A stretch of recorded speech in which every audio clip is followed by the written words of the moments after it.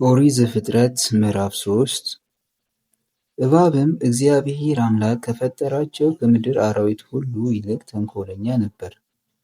እባብም ሴቲቱን እግዚአብሔር በገነት ካለው ዛፍ ሁሉ አትብሉ ያላችሁ ለምንድን ነውን? አላት። ሴቲቱም ለእባቡ አለችው፣ በገነት መካከል ካለው ከሚያፈራው ዛፍ ፍሬ እንበላለን። ነገር ግን በገነት መካከል ካለው ከዛፉ ፍሬ እግዚአብሔር አለ፣ እንዳትሞቱ ከእርሱ አትብሉ አትንኩትም። እባብም ለሴቲቱ አላት፣ ሞትን አትሞቱም። ከእርሷ በበላችሁ ቀን ዓይኖቻችሁ እንዲከፈቱ እንደ እግዚአብሔር እንደምትሆኑ መልካምና ክፉ እንደምታውቁ እግዚአብሔር ስለሚያውቅ ነው እንጂ። ሴቲቱም ዛፉ ለመብላት ያማረ እንደሆነ ለዓይንም ለማየት እንደሚያስጎመጅ መልካምንም እንደሚያሳውቅ ባየች ጊዜ ከፍሬው ወሰደችና በላች። ለባሏም ደግሞ ሰጠችው፣ እርሱም ከእርሷ ጋር በላ።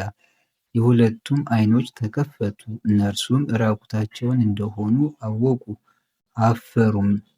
የበለስንም ቅጠሎች ሰፍተው ለእነርሱ ለራሳቸው ግልድም አደረጉ። እነርሱም ቀኑ በመሸ ጊዜ የእግዚአብሔርን የአምላክን ድምፅ በገነት ውስጥ ሲመላለስ ሰሙ። አዳምና ሚስቱም ከእግዚአብሔር ከአምላክ ፊት በገነት ዛፎች መካከል ተሸሸጉ። እግዚአብሔር አምላክም አዳምን ጠርቶ አዳም ወዴት አለህን? አለው። አዳምም አለ፣ በገነት ስትመላለስ ድምፅህን ሰማሁ፣ ራቁቴንም ስለሆንሁ ፈራሁ ተሸሸግሁም። እግዚአብሔርም አለው፣ ራቁትህን እንደሆንህ ማን ነገረህን? ከእርሱ እንዳትበላ ካዘዝሁህ ዛፍ በውኑ በላህን? አዳምም አለ፣ ከእኔ ጋር እንድትሆን የሰጠኸኝ ሴት እርሷ ከዛፉ ሰጠችኝና በላሁ።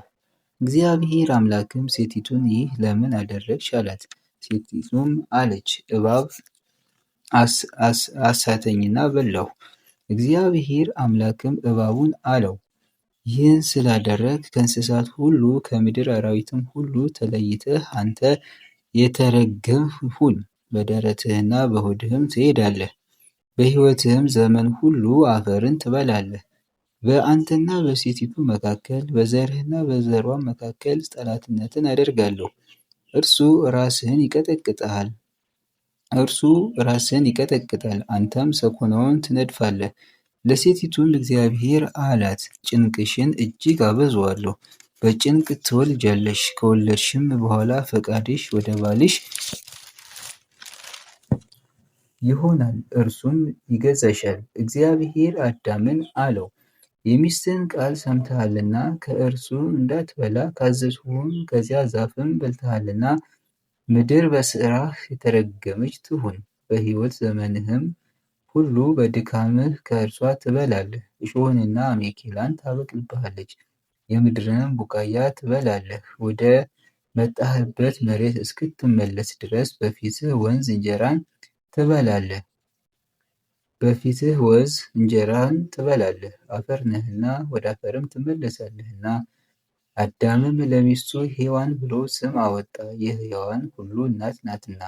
እግዚአብሔር አምላክም ለአዳምና ለሚስቱ የቁርበትን ልብስ አደረገላቸው፣ አለበሳቸውም። እግዚአብሔር አምላክም አለ፣ እነሆ አዳም መልካምንና ክፉን ለማወቅ ከእኛ እንደ አንዱ ሆነ። አሁንም እጁን እንዳይዘረጋ ደግሞም ከሕይወት ዛፍ ወስዶ እንዳይበላ ለዘላለምም ሕያው ሆኖ እንዳይኖር ስለዚህ የተገኘባትን መሬት ያርስ ዘንድ እግዚአብሔር አምላክ ደስታ ከሚገኝባት ገነት አስወጣው።